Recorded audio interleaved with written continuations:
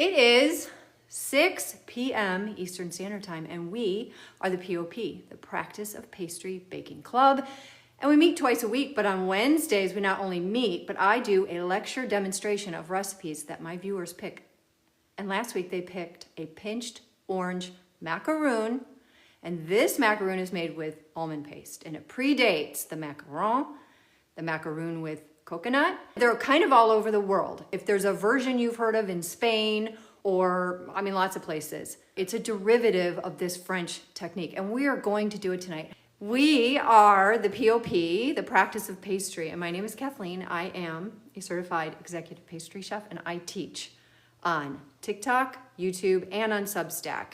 I'm live twice a week. I come and I teach and I demonstrate a recipe on Wednesday nights, and then I come back on Saturday for follow-up questions and my office hours. I will be moving very quickly because these cookies have to sit and rest for 30 minutes. So my fit check is very easy. I've decided to pull my hair back in advance, makes my life a lot easier. So when I work in the kitchen, my fit check is pretty much based on sanitation and safety. I wear a clean white apron every single time I hit the bench. Our aprons are meant to stay clean, to keep our clothes clean. They are not meant to wipe on like this. They're not meant to stick a towel in here. We're not culinarians, we're bakers. It's meant to stay clean the entire time. That's why you try not to lean on the countertop, and you want to work clean. I have clogs that I work in, non-slip, very safe, comfortable, very short nails, no jewelry, no earrings, my glasses. I pull my hair back and I have minimal makeup. My name is Kathleen. I'm a certified executive pastry chef. I taught at the college level several years and 3 different colleges. And I've been in the business since I was 15. I've owned a restaurant. I've done a lot. I'm like the Fletch of the restaurant industry and proud of it. I come here as an open book to share with you everything that I know. I do not gatekeep, and I don't believe in tricks, hacks, promises. I'm not going to promise you anything. I am going to empower you with information. Once we get this mixed together, we're going to go through every single ingredient. So while we're working tonight, I want you, with every ingredient, before I even get to the part where we're talking ingredient function specifically, I want you to start thinking about these ingredients in terms of water content, fat content, protein content, how those things are dispersed and how they work inside each ingredient. And I want you to start to make some guesses. That way you'll start to connect the dots and you'll learn, because my goal is not for you to get a recipe. There are millions of recipes. That isn't helpful. What is helpful is to be able to break down and understand the ingredients, the method, the desired outcome, and it all begins with scaling. It is imperative you use a digital scale and a mini digital scale when working with the recipes I suggest. And you will notice in the recipe tonight, it is no more important than it is tonight because the amounts are so small. So if you are just cracking an egg, you are not going to get the same results as I am telling you you could. You're jumping over something as if it isn't important. And a practice is treating every single step with intention and thinking about every step that you make and how it connects to the one you just did and the ones that you're going to do. And it's like being kind to your future self. Don't use a scale for don't put all your stuff onto one scale and then start adding for 2 grams on a big scale. It isn't going to work. You will never know if you can have such an amazing product as I am telling you you can. I'm going to make this cookie. It has to rest for 30 minutes. We pinch it really cool and it goes in the oven. Not long, 15 minutes or so. We are making the pinched orange macaroon, and this recipe is on the link tree. I go through this recipe and I write notes. In the notes, everything from the history of this recipe, the ingredient function, the method, the synergy of the ingredients, meaning how do they work together as a group, because ingredients change other ingredients. If you change one thing, you aren't just changing that ingredient, you're affecting the whole thing. What is almond paste? And we'll talk about the difference between almond paste and marzipan. So these live on my Substack. The recipe is on my link tree and it's in grams, and you have the ingredients. And in this case, our 100% baker's percentage is the almond paste. So here we have almond paste, egg whites, 10x with it, which is powdered sugar, milled 10 times with 3 to 5% cornstarch, We have almond extract, that's pure almond extract, Grand Marnier, and the zest of an orange. Over here, you have the standard recipe. That's basically however a recipe is written in a magazine or on a website. That's your standard. And then here's baker's percentage. So that's how you read this. And if you have any questions, please reach out. You don't want just a recipe. You want that recipe to inform you. And you need to know what you're doing. And if you want to change anything, you have to justify it. And my notes will help you understand what lives inside of a recipe, inside of an ingredient. All right, so we're going to be working with my mixer. We're going to be mixing this on the paddle. Let me get the ingredients. I saw this recipe made on the Martha Stewart show a long time ago. I don't even remember. It must have been in the 2000s, but it was a French pastry chef, and this was long before I'd gone back to school. His name was Patrick Lembley, and he was at the Four Seasons in New York City, and he was French. And I love almond, I love vanilla, I like those, I call them bland, but I like really old school, simple flavors, and I love marzipan. So this cookie stood out to me right away. So this is a very common way of putting almonds together with egg whites and creating different things. So as you listen to me talk about this recipe, and as you make guesses and you are watching the method, I want you to think about meringues with egg whites. I want you to think about macaron shell with almond powder and meringues, and how these things are connected. Because in French pastry and in pastry in general, it's almost like a family tree where there's something at the top, and when you add this, it does this, and it has these other recipes, and if you add that, then you can do these things with it. So in this case, we have almond paste with egg white, with powdered sugar, not sucrose, and some liquids for aromatics, and 10x, which is not sucrose because we need what lives in the 10x to make this all get balanced. So I work like this. I scale all of my ingredients into deli cups with the label that I make ahead of time. I can make these labels any old time, a couple days ago, and then scale yesterday, which I did, and then here I am today working on the recipe. It works really great. Now, this came out of this box. This is an Odense almond paste. Once I take it out, it looks like anything, right? It could be marzipan, it could be a lot of things. So I write on here, almond paste. That's why having a Sharpie is really helpful. Now, you might want to even put a date on there, but I knew I was using it. This is my almond paste. I'm not going to scale it out. I'm going to trust that not only is this 7 ounces, which is irrelevant to me, because I don't work in ounces, that's volume. Why would I do that? 198 grams. So again, I'm doubling it, but 198 grams. The original recipe was written for a pound. Odense makes 7-ounce bars. So this is 14. A pound is 16 ounces, so I'd need 2 more. So I can't tell you, for 10 years, I was buying a third, and then it would go dry and bad, and I'd end up composting it, because I don't want to just eat it, I want to do something with it, but it's like never ending, because how many batches do you have to make until you've used it all up? So using grams and using the formulator to get in touch with these two was really, really helpful.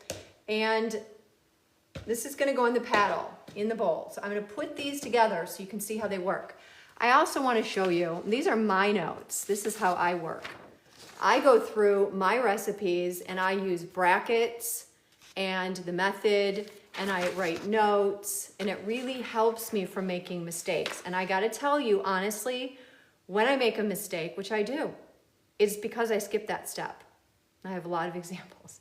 And I try to show you as many videos of when I'm making a mistake as I can so that I can keep it real. But that's why you need to read through the recipe every single time, and you should map it out. It helps your brain get ready, and then when you come here, you're not as scrambled. You're more likely to dig into that memory as you're looking at, and you're not just leaning on what you think you know, because, for instance, when I do the chocolate chip cookie experiment extravaganza, I could go on autopilot, and maybe the new recipe that I'm testing is nothing like what I normally do. So it behooves me to take my time, read a recipe, map it out before I begin. So we have the almond paste and the egg white. In this case, this is 26 grams. This is low enough that I would use a mini scale. You can use a mini digital scale for anything under 20 grams. I need to sift the 10x. 10x is confectioner's sugar or powdered sugar. It's very, very lumpy, so that's going to get sifted. Even though all of this is going to go in here together, I'm not going to dump it all in. I'm going to go in stages, and I'm going to start with the almond paste because I need to get as smooth as I can. It's going to start out crumbly. These things are going to help it become cohesive. But if I just threw everything in there, I would end up with lumps, okay? And I don't want lumps.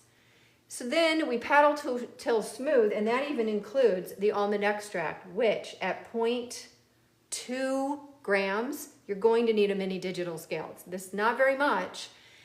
And if you're worried about these small amounts and these amounts in general as they are on your deli cups, the recipes are formulated so that when you pour this into your bowl and when you use these ingredients, it's already worked out that you're going to leave a little bit behind. That's why always working in grams, converting every single ingredient the exact same way every single time, scaling carefully, working with the mini digital scale, all of these steps are going to add up. This is Grand Marnier, so good. You want to be very careful with the almond extract and the Grand Marnier. These were just scaled about an hour before I got here. Alcohol evaporates, and you could wake up tomorrow and it's half gone. Or the orange in the Grand Marnier could eat away at the plastic. So do this last minute. That's what I do. And then when I have a whole ingredient, I do say I need the zest of half an orange, and there it goes. I just put it in a container, and then I know everything's here. So I use the parchment to line my tray for sifting. Now I am going to take all of these labels off, and I'm going to put all of my ingredients over here. This is very, very helpful if you ever get lost. Accidentally had an ingredient. The other day I had an ingredient on my working tray from a different recipe. And, you know, I could figure that out based on my tape pieces that I left so that I could backtrack, basically. I'm going to take the lids off very carefully. These deli cups get washed in between uses. I've been using the same ones forever, but if I were to give an ingredient to a person to be eaten, ready to eat, or sell something, they would go in brand new deli cups. But these are cold deli cups. You can reuse them until they crack, and I don't microwave them. So if you are in the market for deli cups, this is a really great system. So I'm going, this just smells amazing, by the way. So it's wonderful any time of year. I've made these for summer and spring weddings, just a hit. I am going to be using these for my cookie and confections box. And this cookie happens to straddle the line between a confection and a cookie. And it's so moist, it'll last at least a week without getting dry. So this 10X is very lumpy, and I'm just going to show you how many lumps are left behind. And I don't like touching ingredients. I like keeping my hands off of them. Look how many lumps there are. Just a lot of lumps. What happens with your sugar, even 10X, which is a wonderful product because it has cornstarch in it, which absorbs moisture, keeps the sugar from caking. When you live in a humid environment, which I do, it's still going to pull moisture from the air and create these hard little lumps. So you want to make sure that you get them all out. I don't want them in my beautiful cookie. And by the way, this is a very expensive cookie. So that's also why I like saving on the almond paste. Okay, and this is all ready to go. So I just take my parchment, I gather it all together, and it's ready.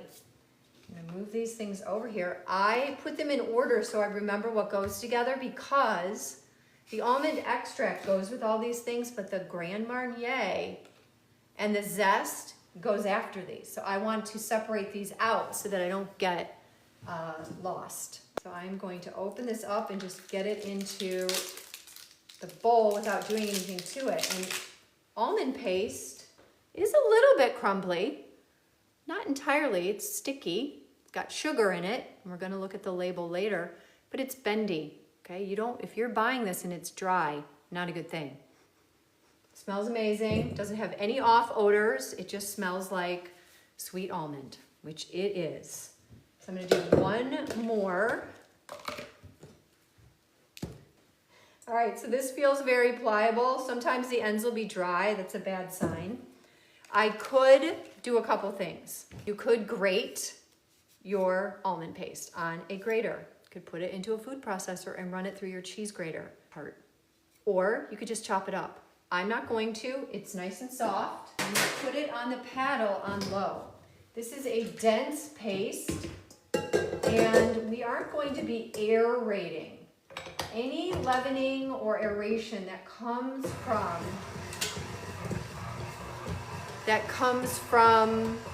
the cookie is going to come from what moisture lives inside the egg white and the Grand Marnier, which is alcohol based, and so is the almond extract. And that will dissipate in the oven, and in doing so, it will add a little bit of leavening. Now, I did accidentally do a misscaling a couple of years ago, and I miscalculated the egg white. So I was up a little bit on the egg whites, and it got really puffy, didn't like the flavor, and it was a good mini experiment. Okay. So here's what I'm gonna do to give it a little, I call it, give it a little bit of catch. I'm going to take a little bit of the 10X and put it in here so I can get this moving. It's kind of just staying on the paddle, and I'll show you what I mean, see? It's just all in one spot. And again, I could cut this up, I just didn't. It's an extra step. And I made this in commercial settings where we made tons. It's very time consuming, you need to focus, you need to work quickly, and it's so expensive that you either need to weigh each piece as you're working so you don't lose money, or you need someone who's really good and who's rounded out a lot of cookies and balls.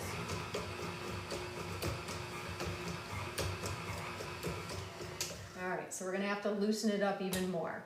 Again, this will loosen up. I mean, hardly any almond extract. Almond extract is a very interesting ingredient. I'm gonna add a little bit of egg white to loosen it up. But the smell is just sensational. So I think it's great, and traditionally was made for weddings and celebrations because even a long time ago, almonds and sugar were expensive. But here we are, they're still expensive. So holidays, weddings, celebrations, gifts of love, and information like this is in my notes. So this predates almond paste. It predates the macaron, the French macaron. And yeah, it was even used for religious ceremonies, as almonds often are, a sign of fertility and that sort of thing. All right, now I'm gonna pick up the rest of my 10X that I have sifted, add it in there, and I'm gonna show you what's going on. And then I'm gonna add the rest of the egg white. So this is what's going on in the bowl. You can see it's loosening up, and I do not want to go any faster than that, and I'll go ahead and put in the rest of this egg white. Playing with this cookie is like playing with a grown-up Play-Doh, edible Play-Doh. So I want to keep this on medium, don't go fast, you don't want to aerate, and I want to go until it is smooth. Once it is smooth, and I'll check it, we'll take a look at it, then I'm going to add the Grand Marnier and the orange zest. And my orange is clean, it's a navel orange. You don't want to use one that's all dried up. You want it to be pliable and have a lot of oil still in there. If it's dry, that means a lot of those essential oils are disappearing. Luckily, they're sort of locked into the skin, but it's also worth noting that you should use an actual microplane. Anything that's like a box grater has giant holes and grating surfaces, it's not good. So we are going to be very carefully taking just the orange zest part off, not the pith underneath. And the way we're going to do that is, instead of taking the fruit and putting it on top and doing all this and having the weight, it's heavy. We are going to flip it so that I have control with this hand. I'm going to go very carefully, and all of that's going to collect in here. It's going to smell great, and I'll be able to see the oils in the air, and it's going to be released. But you never want to do this ahead of time, because those oils, just like in the Grand Marnier and in the extract, are volatile, meaning they don't last long. They really like fat though, so when we add them to the fat, they bind with the fat, and these three flavors, the zest, the Grand Marnier, and the almond extract, are going to work together to amplify and deepen the aroma and the flavor of this cookie. All right, so I'm going to show you what it looks like now, and I'm going to do some scraping. Before I add the Grand Marnier and the orange, I am going to scrape and take a look at what's going on in here, and I will show you.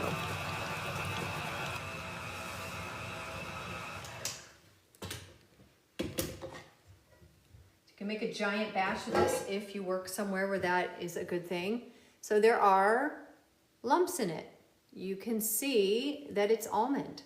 It's not going to be as smooth as the batter, and it's very, sticky because the almond is dense and it's a low moisture product. So I'm going to take this out and just clean this off just to help move things around. Make sure that we're cohesive, and then I'm going to add the zest and the Grand Marnier. Put that right there. And then even this is hard, it's challenging to get with a spatula, the way that it sticks. I just want to move it around. I want to check that there's nothing on the bottom of the bowl, and then I'm going to put it back on. Zest. And because I've doubled it, I am using an entire orange. I bought the recipe for one of the Almond Odense brand boxes is half of an orange. And I like maple oranges, and they're good in season right now. You can make this a full week before everything else. So this really is like marzipan, so if you've ever had marzipan, it can handle a little bit of sitting. It does have a crust on the exterior, and the inside stays nice and soft. Okay, so here's what I'm going to do. I'm going to add the Grand Marnier with it on low. And then I'm going to do the zest. I'm going to separate those two things out for ease.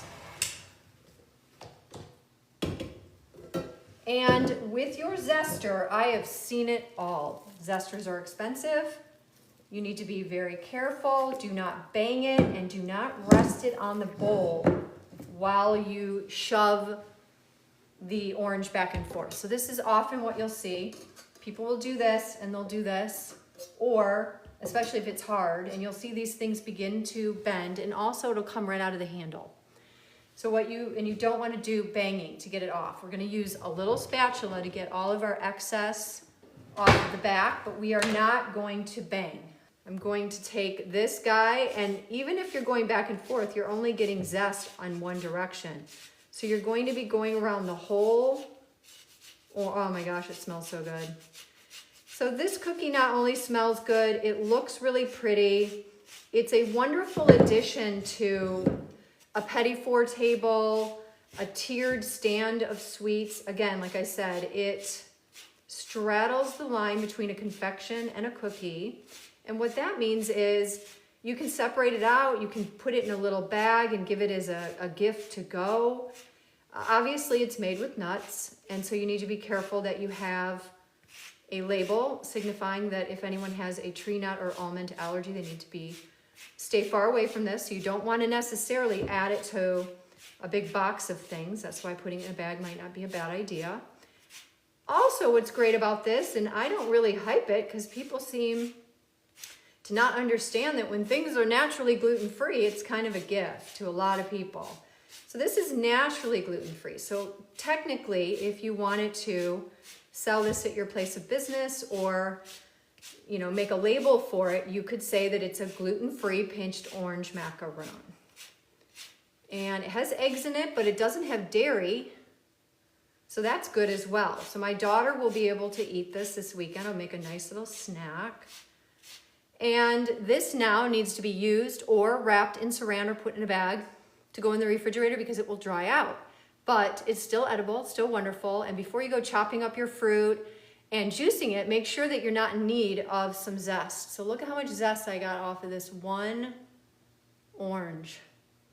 And it just smells amazing. So I'm gonna tilt this down, and remember, when you add zest to anything, if it goes into a container or the bowl or on your tools, you are losing these essential oils. And even right now while I'm talking, these essential oils are so sensitive and volatile that they don't last a long time.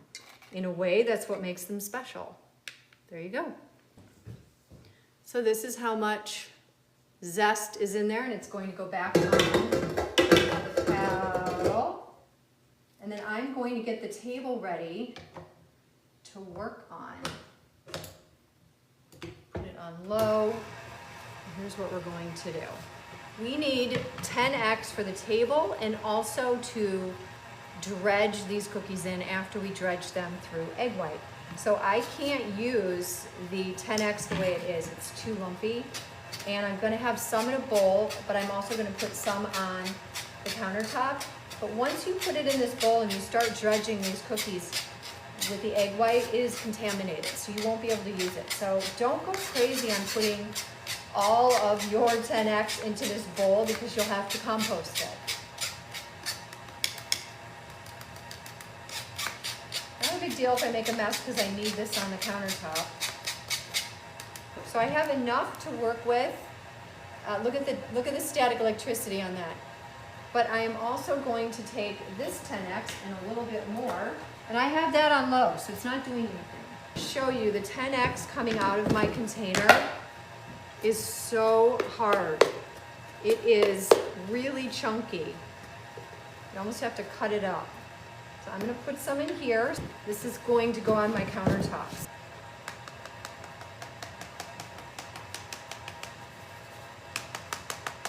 All right, and if I need more, I have it right here. Get it off the paddle and see what's going on. We have a nice cohesive dough. It's very sticky, but it's cohesive, and once we put it into the 10x, it will start to come together. So if you notice that it's really sticky and you find it really hard to handle, use the 10x as a tool.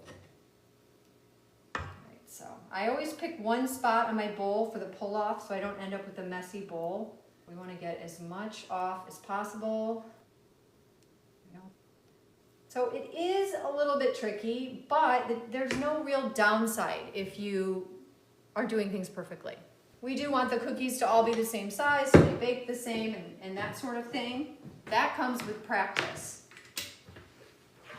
And I have made a lot of balls for flowers and gum paste. Everything has a center of balls, basically. It's the Grand Marnier.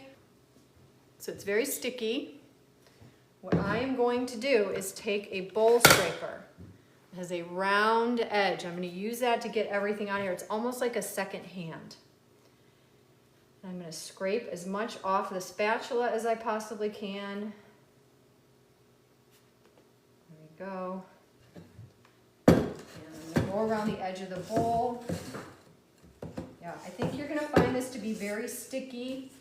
Do not be alarmed. The 10x is going to do its job. Just smells amazing, and it's just a little sign of what's to come as it goes into the oven. I have the oven preheating at 305. We definitely bake these low and slow. And I'm going to need my ruler. I'm going to make the roll about 3/4 of an inch thick. It's going to be a log or maybe two. And then I'm going to cut it at 1/2 inch intervals. And then I'm going to take the pieces and I'm going to roll them. So I am going to need 10x. So I'm going to pick this up just like if you were making bread. And if anything is sticking, feel free to use your bench scraper until we get it dried out enough. All right. So I'm not going to knead it. It doesn't need to be kneaded. But I don't want creases in it. So what I'm going to do is squeeze it and get it going in a pattern, in a way, in a shape. It's very soft. You guys all see?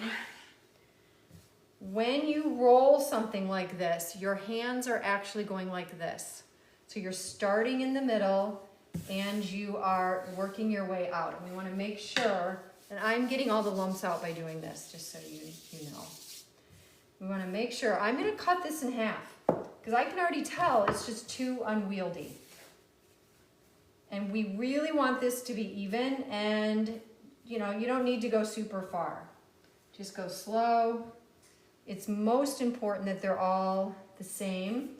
The more you do this, if you have a fat part and a skinny part, the more you learn to cut to compensate. So practice really does help with consistency. And get in the middle. So this really is like grown-up Play-Doh. This is what working with gum paste is like. It's very relaxing and I really enjoy it. All right, so I'm gonna do this.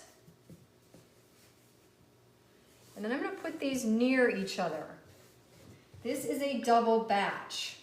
So when you go to make this, you're gonna have one of these. If you make the recipe size that is on my recipe on the link tree, I doubled it, and look, I have about 2.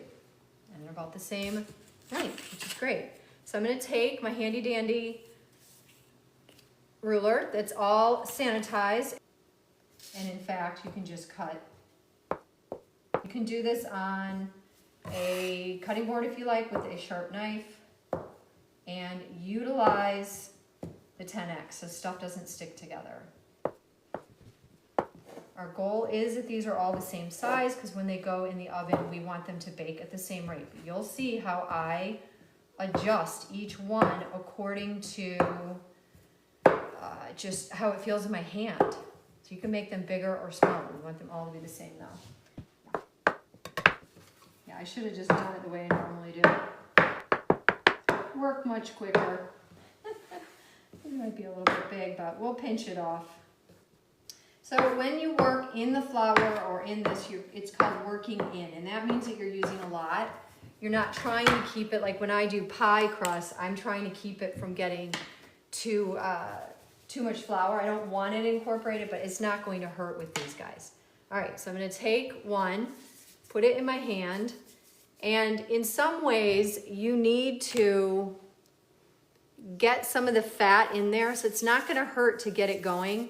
And you will notice that some of the 10x kind of comes off because the fats in the almond the oil's gonna come through. So I think this is a little bit small, and I'm gonna start to get these.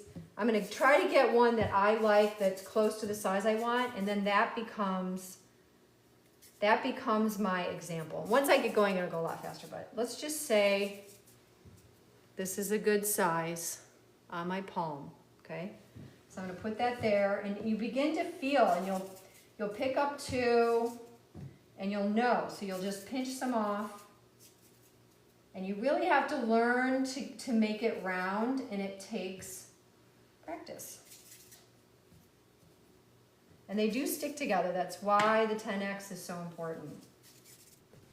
You begin to look around for ones that are the same size, and then you can kind of look at them and add and pinch away. Yeah, I want these to be the same size, but I typically work about an audience. And so if you do a bigger batch than this, you need to keep it moving because you don't want some to dry out, because the ones you started with are going to dry out before the ones you end with, and they all need to go in the oven at the same time. So you might pick up a little bit of powdered sugar, feels a little bit big, pinch it off, add it to another one.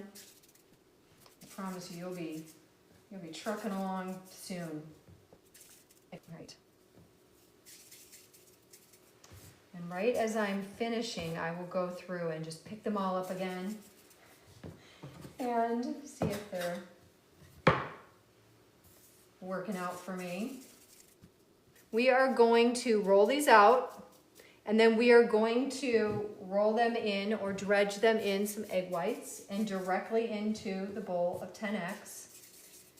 And then I'll place them on a parchment lined tray, and they will sit for 30 minutes where we can talk ingredient function and this recipe in a little bit more detail.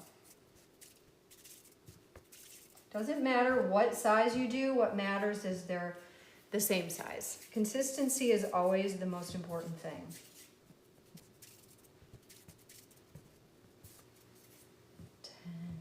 X.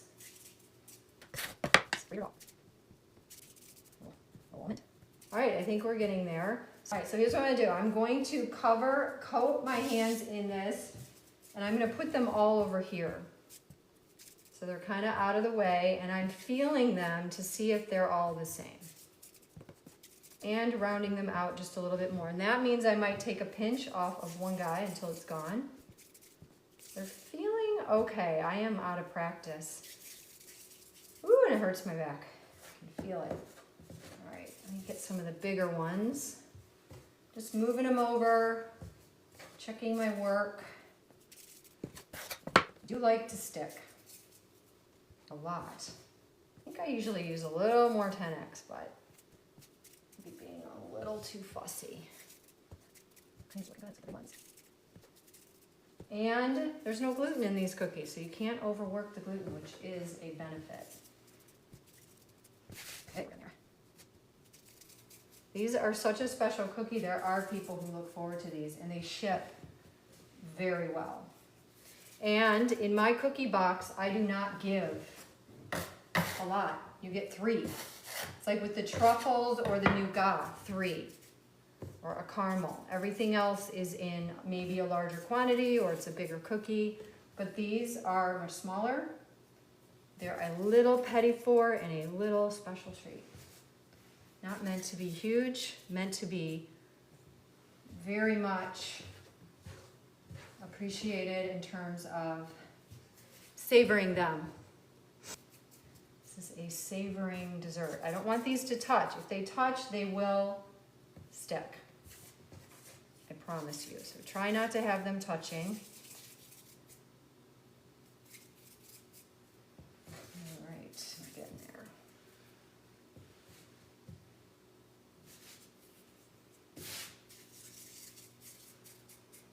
I will give you a count when I get them on the tray. And this is a double batch. I don't think it's a bad size, but if you just want to do the 7, you're going to get a half, just so you know. All right, so now I have a little bit left here, and I'm going to take it and divide it up to ones that look small. You can kind of eyeball and see which ones do.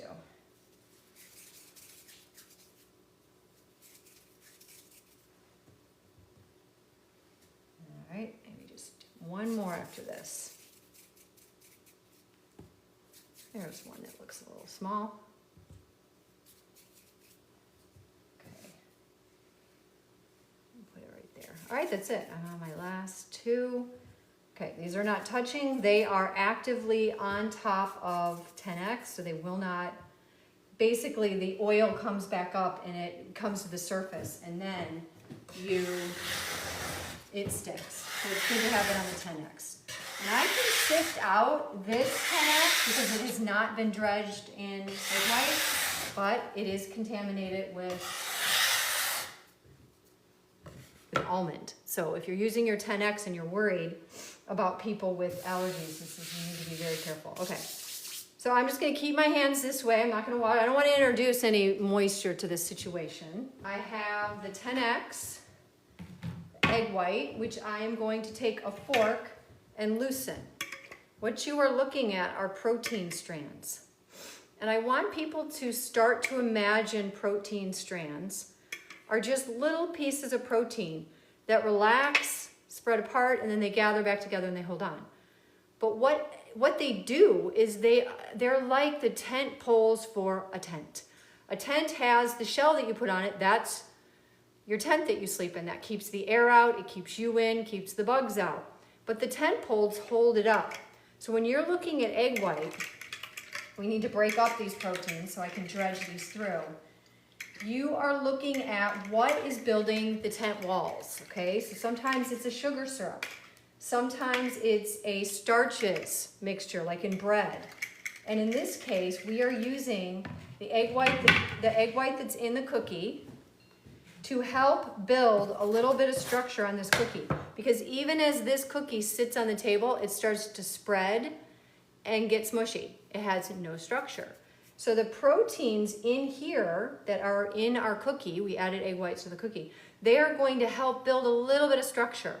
And then the water that lives in the egg whites that we put into the cookie is going to help with leavening a little bit. So it'll leaven just a little bit, but then those proteins, just like when you cook an egg white and it turns white and gets solid so you can pick it up and eventually becomes rubbery, those proteins will solidify a little bit And we'll end up with a cookie that has structure. That's also why we're going to be drying them out. So let me get a tray, and we want our cookies to be on a parchment paper, nothing else. All right, so I'm going to take my ingredient labels out of the way. I'm going to make a little room with my tools. Here are my ingredient labels. And here's my, I'm going to put this through dish. This is definitely messy, okay? I'm going to take this hand, a little bit of the egg white, and then I drop it in. And, oh, that's what I do. I do about 6 of them because you're controlling the moisture of the egg white. However, you have to really feel. If you don't get the egg white on every surface, you will have a mark and it won't look good. So I'm going to take the bowl and get this completely covered with the powdered sugar. And then I'm going to lift these up and put them in here. And then I'm going to shake this out and get the excess off. So it looks like that. Irregular, but it's off. And then it's okay if, that's why this hand needs to be dry, that there's powdered sugar on the parchment. And these are not going to puff a lot, but I still like to put them off center for airflow. All right, so I'm going to take this hand, a dry hand, put it into the egg white hand like so, and then I can keep it moving. I just want to make sure that I'm not missing a spot.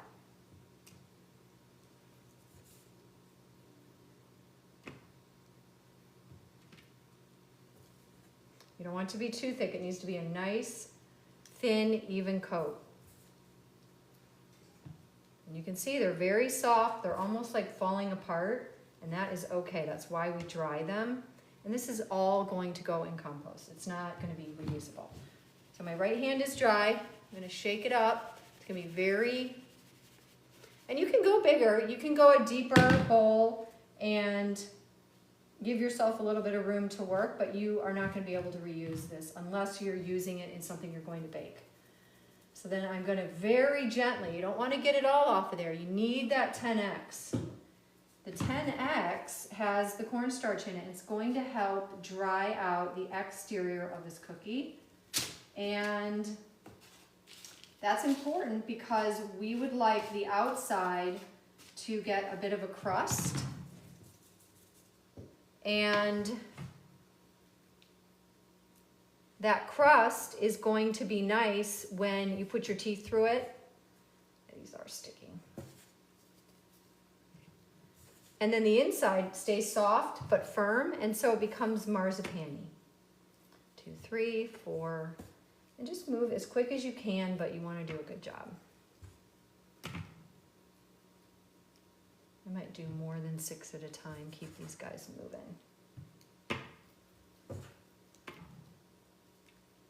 I did try sucrose one time as an exterior, and it was not a good idea. Okay. It is too gritty, which I actually thought I liked, but then I decided I didn't. It does not absorb any moisture because it doesn't have 10X, and it just is not the answer. So we want to keep it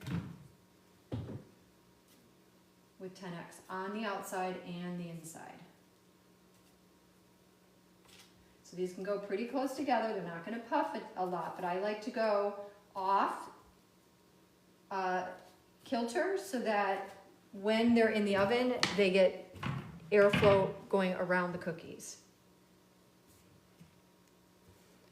All right, let me keep it moving. So yeah, I mean, if you're figuring this out for a box and you put 2 or 3 in, you're going to have to use your best ability to get these even. And I did use a scoop one year to test it. I didn't like it. It really stuck to the dough in a way that wasn't really workable. So I would not recommend using a scoop. But you just have to pay attention and really get good at even sizing. And if you really want, you can scale them out.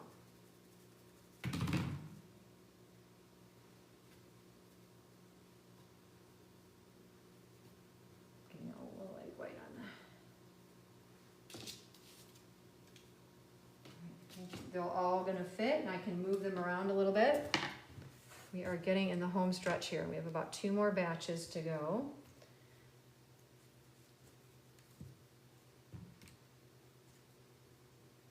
And this is considered kind of a tricky procedure, although in reality it's relatively simple. You just need to do every single step. And I think the worst thing you could do is scale wrong, especially with the moisture. This is pretty sensitive to moisture shifts, as you can imagine. There's a very fine balance of moisture and fat going on. The fat holds the flavor, the moisture gives tenderness and makes the dough less dense. And you can even see the 10X is being absorbed over here. Yeah, I'm gonna have to move everything, but these will all fit. I'm just gonna have to reposition them. I have 1 more batch to go. I will do a head count.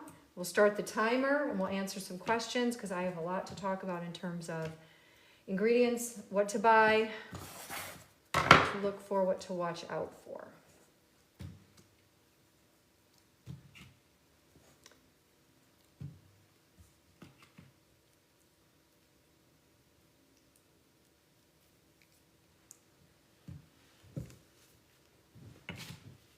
It's the last bowl. Very low. Move it around. Get it in here.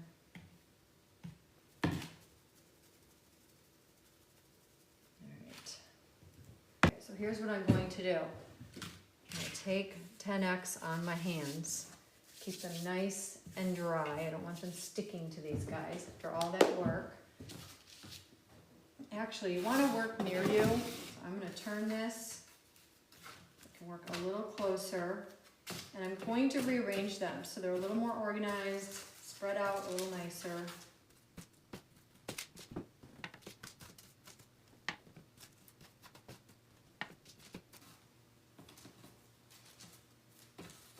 A luxurious addition to any petit four box, dessert table, holiday box. Very, very lovely, especially for those people who adore really good almond flavor, real almond flavor. This is where you'll get your grandparents. They're the ones who get the most excited. You bring these to a party, you watch who comes to find you. Okay, so I am going to clean this up. Clean and then go wash my hands real quick and set the timer. Give me 1 second here. All right, I'll be right back, guys. 10X everywhere. My tray, everything should be clean and look nice. Take a look at what they look like, and I'm going to set a timer. Okay, some of the 10X is being absorbed, some is not, but these are going to dry out.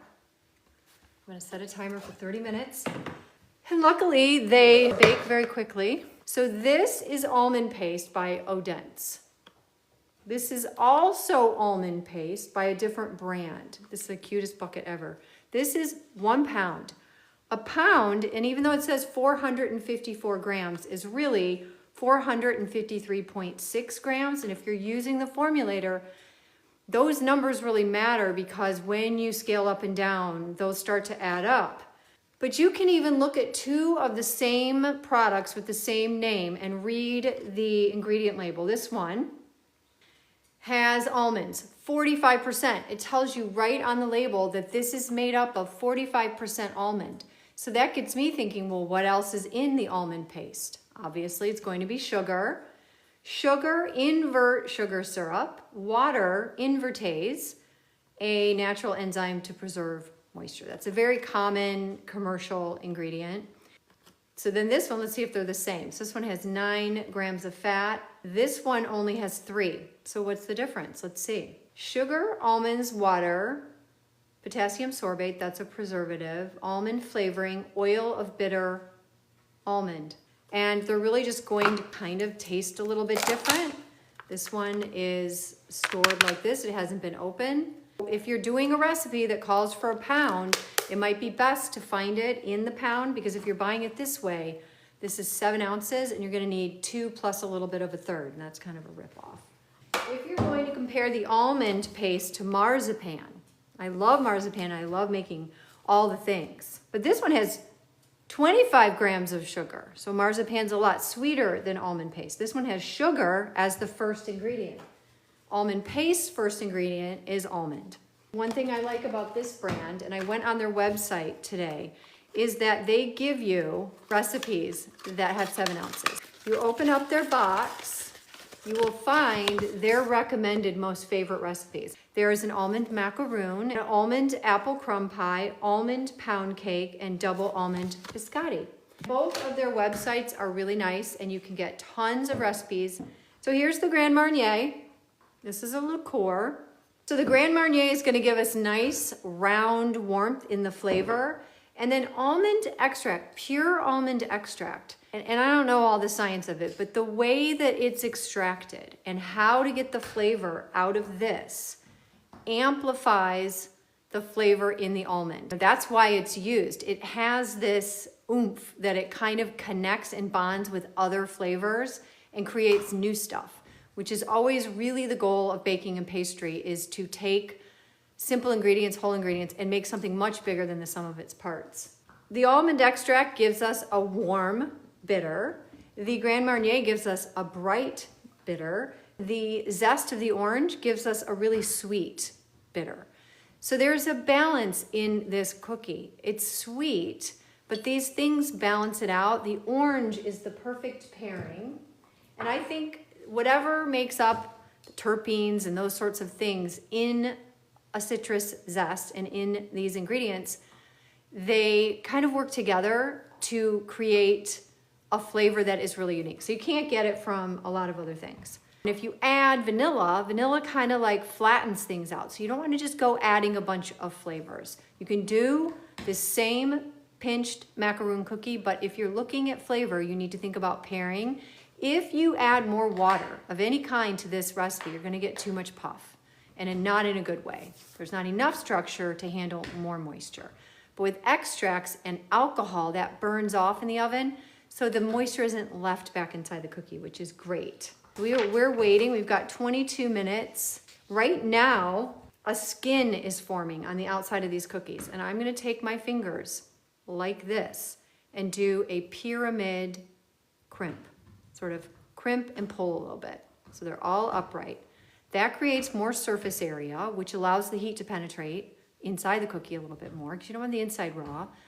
But you have this crackly, dry exterior, very thin, because the sugar is pulling some of the moisture out of the cookie, and that helps create this very thin, crunchy, crinkly crust, crackle.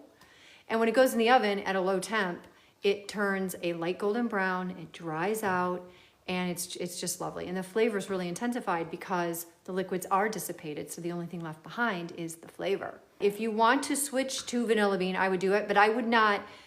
This recipe is notable because of its extraordinary balancing of flavors. It's a very technical job and not done lightly. So let's talk about the ingredients in terms of what lives inside of them. We have the almond paste, which we already said has an invert sugar, almonds. It's doughy, but it's crumbly. So we add egg white.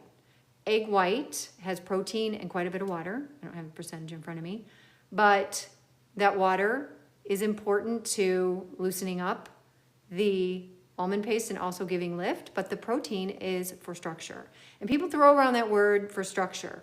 That means that those protein strands build tent poles, that the syrup, which is basically what ends up happening, the paste, ends up creating these soft walls. And when you bake it and they dry out, they become rigid. That's structure. We need the egg white. Everything's at room temp. We are using the almond extract to bump up our flavor in conjunction with the Grand Marnier. The Grand Marnier and the zest actually loosen up the batter or the dough once we've got it going with the 10X. The 10X helps add sweetness, it helps the cookie hold its shape, and it lowers water activity. That helps with shelf life. When you are looking at ingredients that hold water, You think about cornstarch, gelatin, agar-agar, sugar, flour. They're like sponges. So when you take that water and you lock it into an ingredient, it's not free floating. When water free floats, that's when you have problems, when it's migrating around. If it's locked into an ingredient, it can't cause degradation or staling or microbes from growing. So that's what shelf life means. It's what shelf stable means. And it is important when you use sugar to balance out the moisture migration and allow that moisture to go to all the other ingredients. So 10X is great because it does have the cornstarch in it, which helps absorb moisture. That's a little extra added oomph. If you just use sucrose, it wouldn't be the same thing. And you can do a small batch and test it. It won't be bad, just won't be great. We have 11 minutes until this goes into the oven. So we have about 5 minutes until this goes in the oven. We're gonna get ready here to pinch our macaroons, and then I'm going to put them in the oven. Not for long, and then we'll be done. And the fun part is I've been doing all these recipes for years, but I love researching them and bringing them to you. My notes for tonight's recipe and all my other notes are on Substack, so you can go back and print them all out. It'll end up like the most helpful book. These are notes I've been taking and keeping for 25 years. As soon as we are done, let's turn the timer off. All right, cool. It's time to pinch. I'm gonna show you how to pinch these macaroons. Okay, here we go. This is kind of a weird way to do this. So you're gonna take your fingers like this and you're gonna pinch it. Do you see that? It creates a pyramid shape. Creates a pyramid shape. Let me just go through and do them. Pinch, pinch, pinch. And you have to think, you can't go too fast. I am kind of pinching just the top half and then lifting. Don't let it go downward. And if you don't do it right, it won't look as cool. It is a very sophisticated shape. It's a little different, and it really is imperative because it is the trick to the cookie. It's the texture, and I can feel they're a little dry, and I'm going to show you up close, especially the ones with more 10X. Oh, my hand's cramping. Don't worry about too much 10X because that's not a bad thing. I'm going to show you. And these stay this way. They puff very little, and then when they cool, I mean, they still have their shape. And they're pretty. All right, so we're gonna go put them in the oven. Let's go in the kitchen. The oven is at 305. I'm gonna put it in and see what my handy dandy, yep, it's right at about 300. I might turn it up 5 degrees. And I am going to check it in 10 minutes. I think it's gonna need 15. We are gonna do a 10-minute check. It should be between 300 and 325, depending on your oven. I have an oven thermometer because it's not my oven, I don't have it dialed in.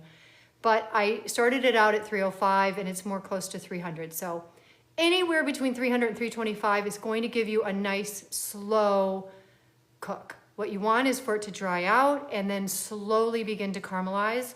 And you don't want it super dark. We don't want it dried out. We want it lightly crunchy on the outside with a little bit of, flex on the tooth, and then that marzipan-y yummy inside. And I wouldn't go lower than 300. And you do it to color. I say a lot of people really want to know how long. To color is really wonderful with a lot of things. Let's see what we have going on here. So the oven is pretty low. I think I'm gonna turn it up a little bit more. It's just going a little slow. The cookies are cooking slowly. All right, let's go look. Okay, we need them to be getting golden brown. You know what? They smell great. Okay. They are brown, but I don't think they're golden. I'm gonna give them 3 more minutes. 3. I don't want to get greedy. I don't want them to get dried out. These are done.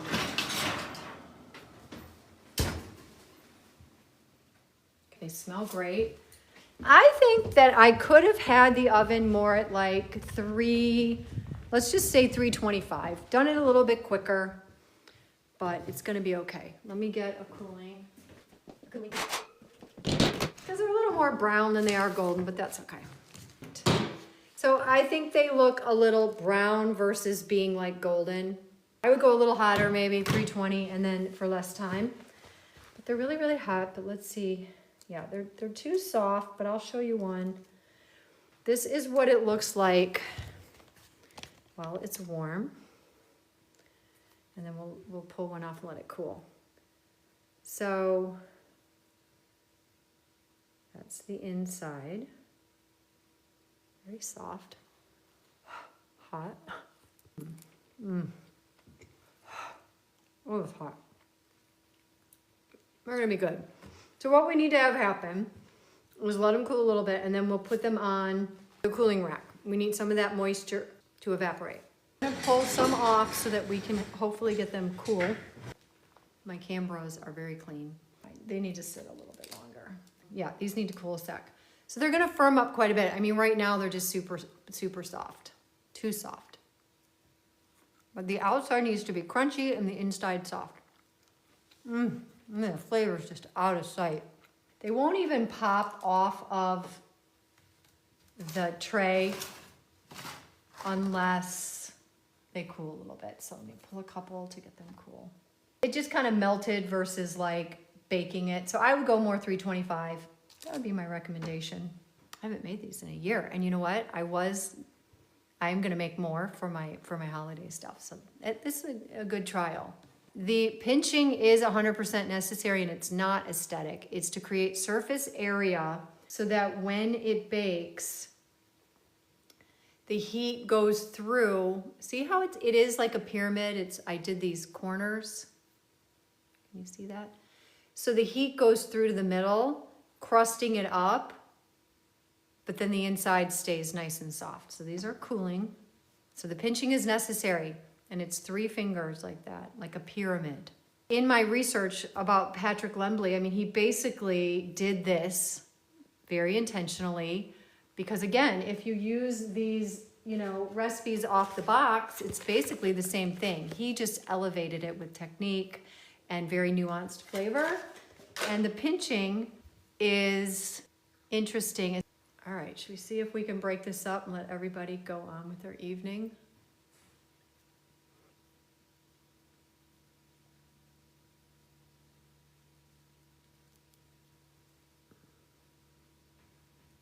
So you can tell that it's marzipan-y, and I can see little flecks. So the outside's crunchy. See that? You get the crackly crust, which is beautiful. So I would do more powdered sugar than I did. Go ahead, get a lot. And then you see the flecks of citrus, and it just gets kind of brown. So the smell is incredible. And they will get firmer as they cool all the way. Intense flavor. There's the pinch, like so.